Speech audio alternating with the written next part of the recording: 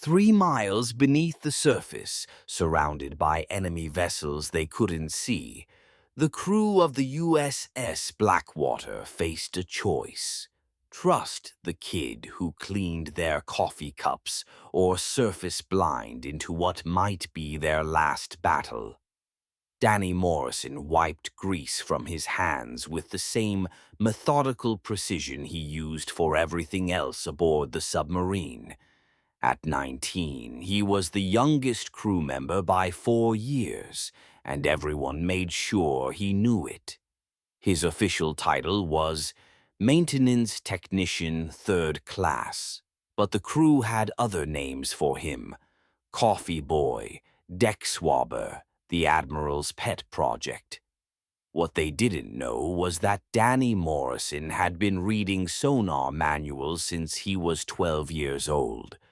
The morning had started like any other in the claustrophobic metal tube that had been home for the past 6 weeks. Danny moved through his routine, checking hydraulic fluid levels, cleaning the mess hall, restocking supply compartments, and enduring the casual mockery that followed him like a shadow through the narrow corridors. "Hey, Morrison," Chief Petty Officer Rodriguez called out as Danny mopped near the control room. "When you're done playing janitor, think you can handle changing the air filters without breaking anything?" Laughter rippled through the nearby sailors. Danny nodded quietly and continued his work, his ears automatically tuning into the steady ping of the sonar system that provided their eyes and ears in the black depths of the Pacific. Ping, ping, ping. The sound was as familiar to Danny as his own heartbeat. He'd listened to thousands of hours of sonar recordings, studied acoustic signatures until he could identify ship classes by their engine harmonics alone. His father, Admiral Thomas Morrison, had been one of the Navy's top sonar specialists before his death in a submarine accident 5 years ago. Danny had inherited more than just his father's name.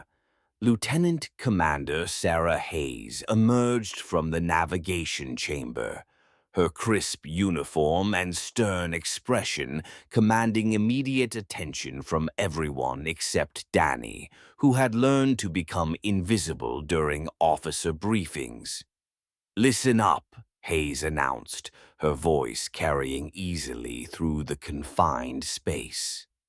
"Intelligence indicates increased enemy submarine activity in this sector. We're maintaining silent running protocols until further notice. No unnecessary noise, no casual conversation, and absolutely no mistakes." Her gaze swept the assembled crew and lingered on Danny for just a moment longer than the others. Everyone knew he was aboard because of his father's reputation, not his own merit. The Admiral's son, getting special treatment, playing sailor while real Navy men did the actual work. What they didn't know was that Danny had scored higher on his sonar technician exams than anyone in his class. What they didn't know was that he'd been quietly monitoring their acoustic signatures for weeks, noting inefficiencies in their stealth protocols that could get them all killed. But Danny Morrison had learned early that speaking up only earned him more mockery, so he kept his observations to himself. The attack came without warning. At 13:47 hours, sonar technician First Class Peterson suddenly straightened in his chair, his headphones pressed tight against his ears. "Contact bearing 270, distance approximately 8,000 yards. Acoustic signature suggests multiple vessels." Commander Hayes moved to the sonar station with practiced urgency. Classification: unknown, ma'am. The signatures are strange. I'm reading at least 3 contacts, possibly more, but they're using some kind of masking technology I've never encountered. Danny paused in his cleaning, his trained ear catching something in Peterson's voice that others might miss. Uncertainty bordering on panic. He'd heard that tone before in training simulations when sonar operators encountered situations beyond their experience. Silent running, all stop, Hayes ordered. The submarine's engines fell silent, leaving only the barely audible hum of life support systems. For 20 minutes, they drifted in absolute quiet while Peterson worked frantically at his station.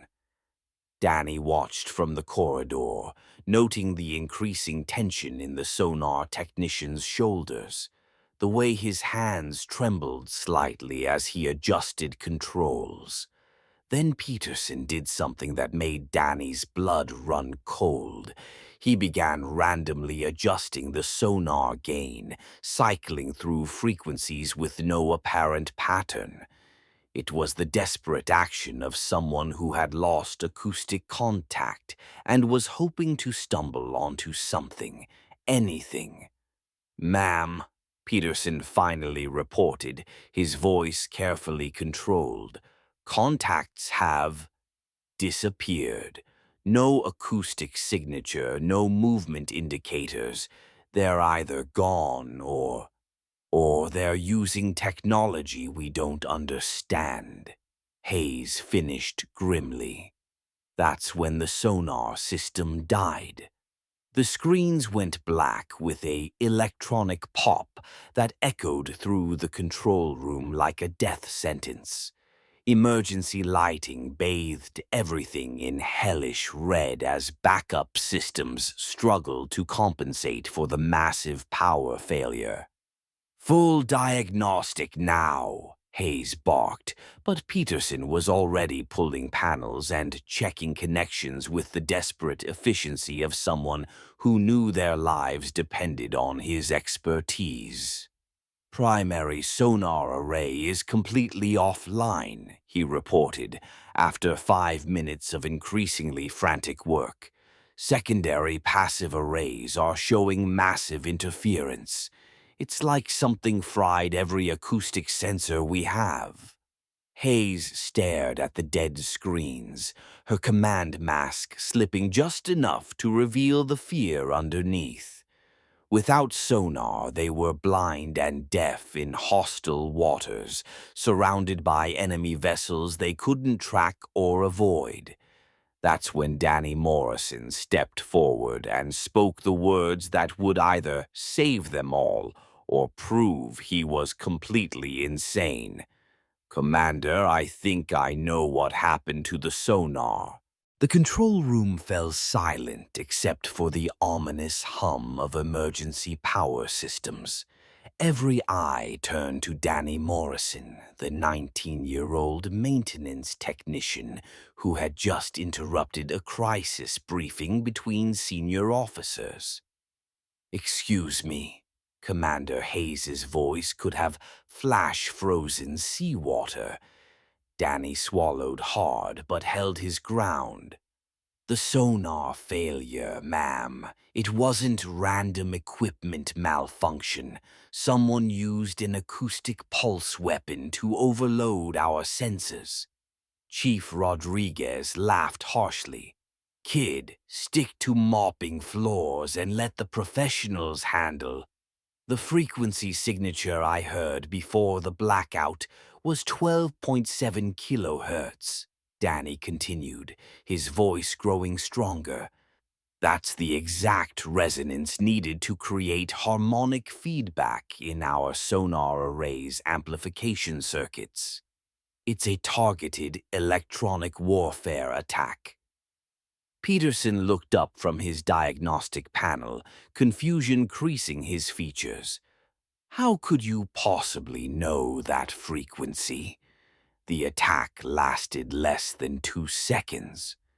Because I was listening, Danny replied simply. I've been monitoring our acoustic environment for weeks. Our sonar operates on a predictable cycle that broadcasts our exact technical specifications to anyone with the right equipment. They studied us, learned our vulnerabilities, then exploited them.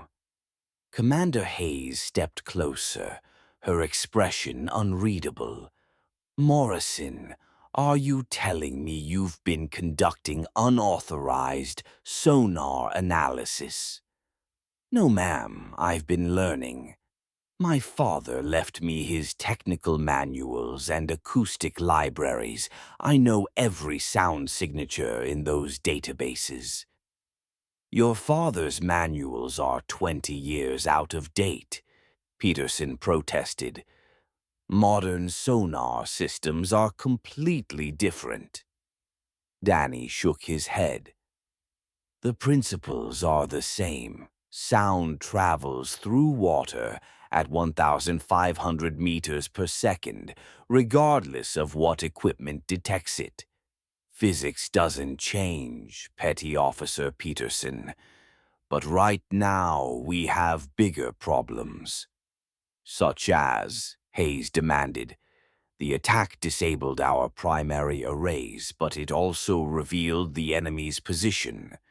When they fired the acoustic pulse, they had to drop their stealth masking for approximately 3.2 seconds. I tracked the source bearing. The control room went dead quiet. Outside the hull, they could hear the subtle creaks and groans of water pressure at depth. But inside, nobody breathed.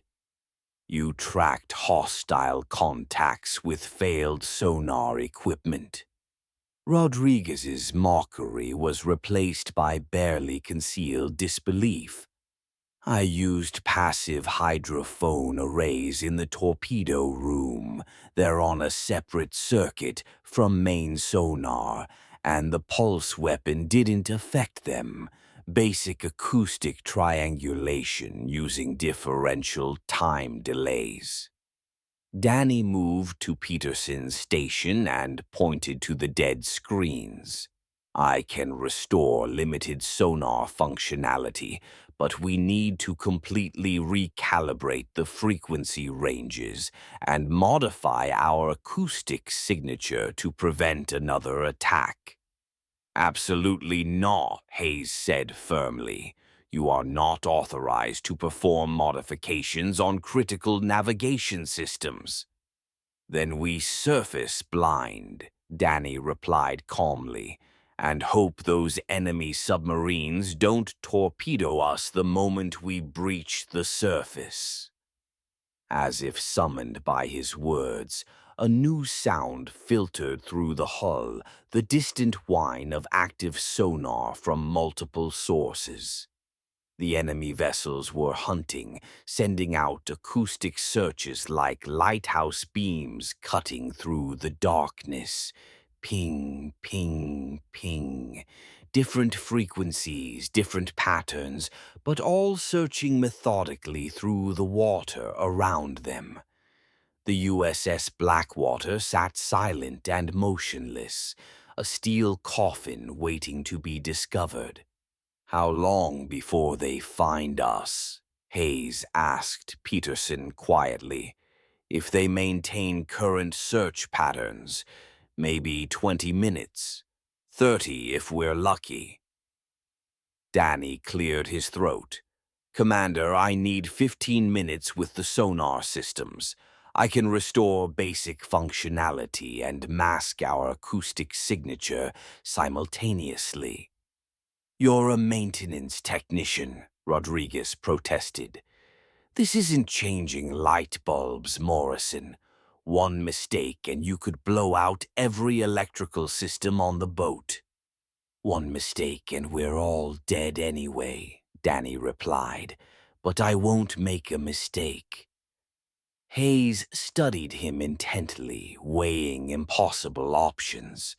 Trust a teenager with their lives, or trust their chances surfacing blind into hostile waters.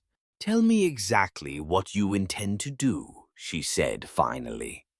Danny moved to the sonar console, his hands already reaching for diagnostic tools. The pulse weapon created feedback loops in our amplification circuits. I need to bypass the damaged components and reroute signal processing through backup channels. Then I'll modify our outgoing acoustic signature to mimic background ocean noise instead of submarine engine patterns. That's impossible, Peterson said flatly. Acoustic masking requires specialized equipment we don't have aboard. We have torpedo guidance systems, Danny replied, already removing access panels with practiced efficiency. They use the same signal processing architecture, just at different frequencies. I can adapt their masking protocols. His hands moved across the complex circuitry with startling confidence, tracing connections and testing voltages while the enemy sonar pings grew steadily louder outside the hull. "Where did you learn this?" Hayes asked, watching him work. "My father's accident," Danny said quietly, not looking up from his work. The submarine's sonar failed during a training exercise. He tried to fix it manually and restore acoustic contact with the surface. The feedback loop that killed him taught me exactly what not to do.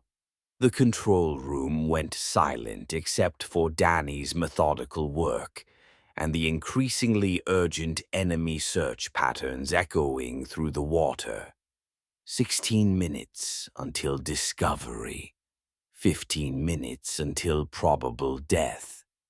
Danny Morrison, coffee boy and deck swabber, was their only hope. Routing torpedo guidance protocols through primary sonar channels, he announced, his voice steady despite the sweat beading on his forehead. Testing frequency modulation. Now. A soft electronic hum filled the control room as systems that had never been designed to work together suddenly began communicating through Danny's improvised connections. "I'm reading partial sonar restoration," Peterson reported, disbelief evident in his voice. "Limited range and resolution, but we have acoustic contact with surrounding waters." Danny's hands moved faster, making final adjustments while enemy pings grew closer and more frequent. "Acoustic masking engaged," he announced. "Our engine signature should now register as ambient ocean current instead of submarine propulsion." "Should?" Hayes repeated sharply. Danny finally looked up from his work, meeting her gaze directly. "Commander, we're about to find out if I learned my father's lessons well enough to keep us all alive." The enemy sonar pings were so close now, they could feel them vibrating through the submarine's hull like metallic heartbeats. On Danny's jury-rigged display, 3 hostile contacts appeared as ghostly blips moving in coordinated search patterns, each one capable of sending the USS Blackwater to the bottom with a single torpedo. "Contacts bearing 090, 147, and 223, Danny reported quietly, his voice steady despite the magnitude of what he'd accomplished. "Range approximately 4,000 yards and closing."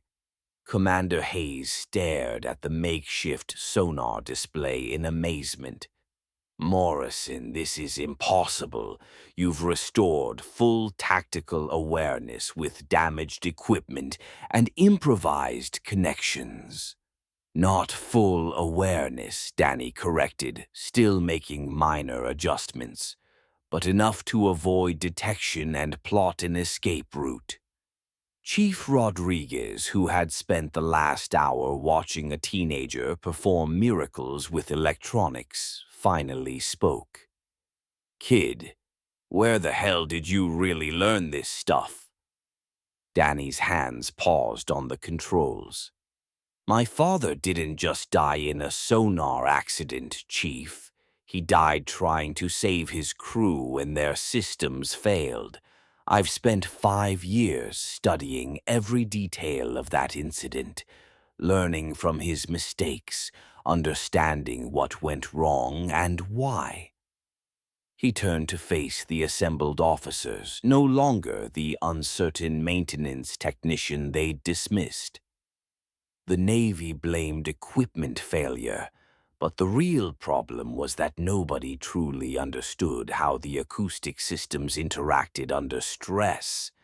My father knew the theory, but he didn't have time to implement solutions. "And you do?" Hayes asked. "I've had 5 years to think about it," Danny replied.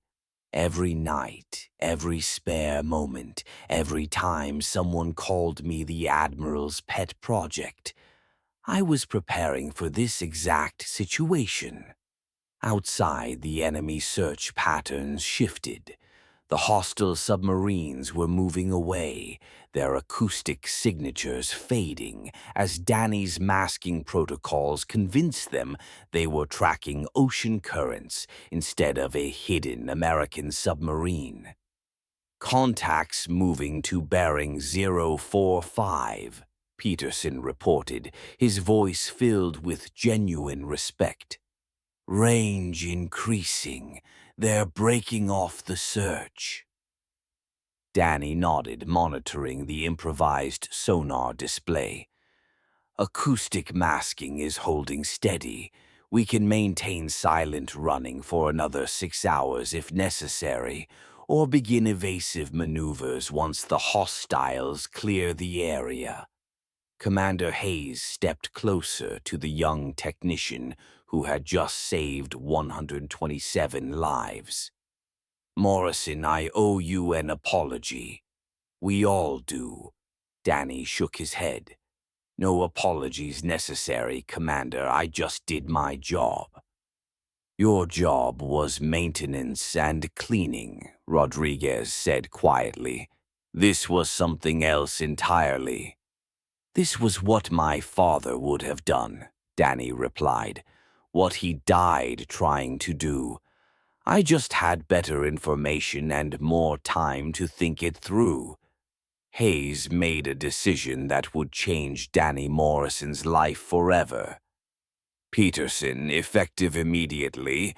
Morrison is transferred to primary sonar operations. Full technician rating and clearance for all acoustic warfare protocols." "Ma'am, I don't have the official certifications," Danny began.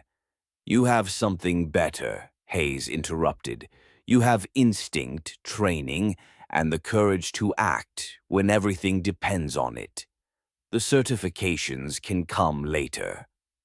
6 hours later, the USS Blackwater surfaced safely in friendly waters, their mission accomplished and their crew intact. Danny Morrison was no longer the kid who cleaned coffee cups. He was the sonar specialist who had saved them all when everything went wrong. But the most important change wasn't in his official rating or the respect he'd earned from his crewmates.